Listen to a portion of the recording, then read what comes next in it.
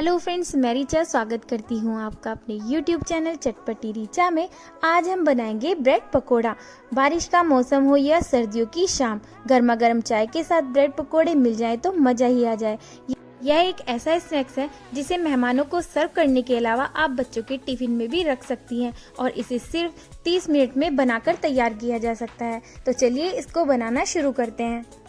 Bread pakora बनाने के लिए सबसे पहले हमें चाहिए बेसन। यहाँ मैं 2.5 कटोरी बेसन यूज़ कर रही हूँ। उसी के साथ ऐड करेंगे हम उसमें कुछ मसाले, जिसमें मैं ऐड कर रही हूँ 1/4 चम्मच हल्दी पाउडर बढ़िया कलर के लिए। उसी के साथ स्वाद अनुसार नमक यहाँ पर ऐड कर देंगे और अब ऐड करेंगे 1 चम्मच अजवाइन, हाथों से इस तरह से क्रश करके। अजवाइन और बेसन का बहुत ही बेहतरीन कॉम्बिनेशन होता है और डाइजेशन में भी हेल्प करता है। इसी के साथ ऐड कर देंगे 2 बड़े चम्मच सूजी और अब थोड़ा थोड़ा पानी डालकर हम इसका एक गाढ़ा घोल बनाकर तैयार करेंगे। घोल जब अच्छे से मिक्स हो जाएगा तो आपको बैटर को बहुत अच्छे से फेंटना है 3 से 4 मिनट तक। हमारा घोल तैयार हो गया है। इसके लिए मैंने 1 कटोरी यहाँ पर पानी यूज़ किया है। अब बना लेते हैं स्टफिंग। स्टफिंग बनाने के लिए मैंने यहाँ पर लिया 1 चम्मच ऑयल, उसमें ऐड कर दिया आधा चम्मच जीरा। आप ऑयल या बटर कुछ भी यहाँ पर ऐड कर सकते हैं। उसी के साथ ऐड कर देंगे 1 चुटकी हींग और अब ऐड करेंगे आधा चम्मच कद्दूकस किया हुआ अदरक और 1 हरी मिर्च बारीक कटी हुई। सभी को अच्छे से मिक्स करते हुए हल्का सा भून लेंगे और अब ऐड करेंगे कद्दूकस किए आलू। यहाँ पर मैंने 6 मीडियम साइज़ के आलू लिए जिनको मैंने कद्दूकस कर लिया था। इनको भी हल्का सा भून लेंगे ऐसे ही चलाते हुए। और अब ऐड करेंगे कुछ मसाले, जिसमें हम ऐड करेंगे सबसे पहले स्वाद अनुसार नमक। उसी के साथ ऐड कर देंगे 1.5 चम्मच धनिया पाउडर, आधा चम्मच गरम मसाला भी हम इसमें ऐड कर देंगे, आधा चम्मच कश्मीरी लाल मिर्च पाउडर, 1 चम्मच कसूरी मेथी, आधा छोटा चम्मच हल्दी पाउडर, 1 चम्मच जीरा पाउडर। सभी को अच्छे से मिक्स कर लेंगे और अब हमें सभी मसालों के साथ आलू को बढ़िया से भून लेना है। मसाले को अच्छे से भूनने के बाद अब हम ऐड करेंगे इसमें बारीक कटा हुआ हरा धनिया। धनिया को भी अच्छे से मिक्स कर लेंगे।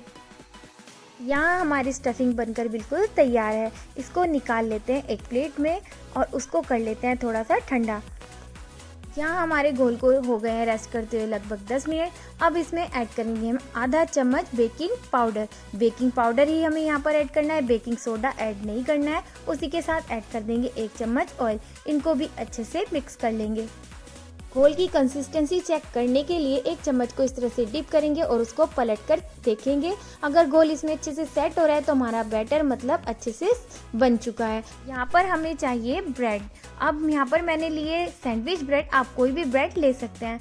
यहाँ पर मैंने ली है ग्रीन चटनी, जिसमें मैंने हरा धनिया, टमाटर, हरी मिर्च और नमक डालकर इसको पीस लिया है और बढ़िया सी हमारी चटनी बनकर तैयार हो गई है। चटनी को हम इस तरह से ब्रेड स्लाइस पर लगाएंगे और अब ब्रेड पर लगाएंगे अपना चटपटा वाला आलू मसाला। पूरी ब्रेड पर अच्छे से स्टफिंग को फैला लेंगे और अब दूसरी ब्रेड पर भी इसी तरह से चटनी को स्प्रेड कर लेंगे। आप चाहे तो चटनी की जगह यहाँ पर टमाटो सॉस या फिर सौंठ भी यूज़ कर सकती हैं, या फिर एक ब्रेड पर हरी वाली चटनी और दूसरी ब्रेड पर लाल वाली चटनी यूज़ की जा सकती है। बस अब दूसरी ब्रेड को इसके ऊपर रख देंगे और सारे ब्रेड पकौड़े हम इसी तरह से बनाकर तैयार कर लेंगे। अब ब्रेड को इस तरह से बीच में से कट कर लेंगे। टोटल जितना सामान मैंने आपको बताया उससे आराम से 12 से 13 ब्रेड पकोड़े आप बना सकती हैं और यहाँ पर मैंने सारे ब्रेड पकोड़ों को बनाकर तैयार कर लिया है। आप चाहे तो इनके सैंडविच भी बना सकती हैं तवे पर गर्म करके, वो भी बहुत ज़्यादा टेस्टी लगते हैं। पर हम बना रहे हैं ब्रेड पकोड़ा, उसके लिए हमें इनको बेसन में डिप करना पड़ेगा। ब्रेड को इस तरह से दोनों साइड से बेसन में कोट कर लेंगे। अब गर्म ऑयल में फ्लेम को मीडियम रख के पकोड़े को डाल दीजिए। ध्यान रहे यहाँ पर ऑयल आपका बहुत ज़्यादा गर्म नहीं होना चाहिए और ना ही बहुत ज़्यादा ठंडा होना चाहिए। ऑयल को अच्छे से गर्म करने के बाद आप गैस के फ्लेम को मीडियम कर देना और इस तरह से हम करछी से ब्रेड के ऊपर ऑयल को डालते जाएंगे और जब हल्का सा सीख जाएगा हमारा पकोड़ा तो उसको हम पलट देंगे। एक बार में उतने पकोड़े डालेंगे जितने कढ़ाई में ऑयल के हिसाब से आराम से आ जाएंगे। और अब हमारे ब्रेड पकोड़े हल्के से फ्राई हो गए हैं, इनको हम निकाल लेते हैं। ध्यान रहे पकोड़ों को हमें बहुत ज़्यादा फ्राई नहीं करना है, बहुत हल्का सा फ्राई करके हम इनको निकाल लेंगे।